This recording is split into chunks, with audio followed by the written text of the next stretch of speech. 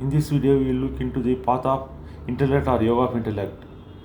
Intelligence is the ability to acquire and apply knowledge and skills. Our senses perceive intelligence about objects, which is conveyed to brain to interpret and give meaning to perception of objects. We need to be right perception and right interpretation to give truth about the object we perceive. Suppose our eyes perceive untruth, then it is called an illusion.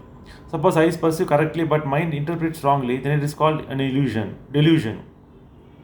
So we need to overcome both illusion and delusion to know the true intelligence about the subjects.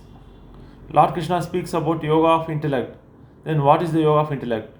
Some main points of yoga of intellect are: detach senses from sense objects, perform actions without attachment or through yoga of detached intellect, remain above three qualities of gunas, free from dualities and be equally positive in success and failure. Now we will study each and everything in detail. Detach senses from sense objects.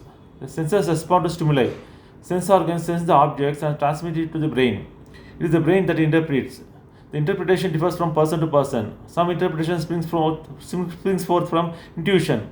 The intuition gets influenced by past karmic deeds or actions. Based on these five senses, like eyes, ears, nose, and tongue and skin, send signals about the objects to brain. It is said that the brain acts as a driver of these sense organs. Mind is believed to be situated in brain. The mind, with its intelligence, able to discriminate between good and bad as well as between like and dislike. Some objects are made more desirable. Some objects are more desirable. Hence, passion develops. When it is not fulfilled, it turns out angry and to delusion. Finally, wisdom is lost. Hence, Lord Krishna says to detach sense from the sense objects, even while still possessing body and sense functions, and with the intellect accept pleasant and unpleasant equally. Though we can do that, yet there is uncontrollable desire for less pleasure. Lord Krishna says this too can be overcome by concentrating on self, which is ever so pure. So second is this: perform action without attachment through yoga of detached intellect. Many perform actions direct towards ritualism, pleasures and prosperity. But without yoga of intellect, we will lose wisdom by not settle on supreme soul. Lord Krishna says, don't perform actions for their rewards, and also renounce all actions. Carry on actions through yoga of detached intellect, which means concentrating on supreme soul, and renounce fruits of actions and equally pause in pleasure and displeasure, thereby liberated from the cycle of rebirth and attain supreme state of birthlessness.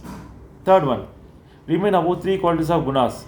Unwise people are having a habit of relying highly on scriptures and Vedic ritualism for desires centered on heavenly events, running after prosperity and pleasures.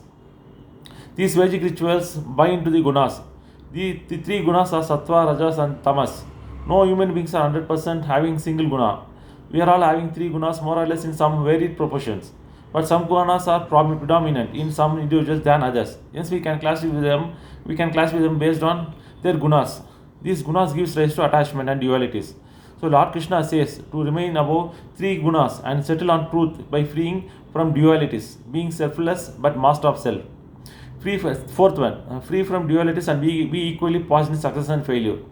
Yoga of intellect is based on freeing ourselves from dualities like success and failure, pleasure and displeasure, and sad and happiness, and carrying on activities without reward for actions. This can be achieved by withdrawing senses from objects of pleasure with the help of intellect in yoga. Thereby he gets pleasure, but not by running after it. Hence he attains peace without any delusion. Eventually, when a man dies, he attains blissful state of oneness with the Supreme Soul. This is the path of intellect. Thank you. Bye.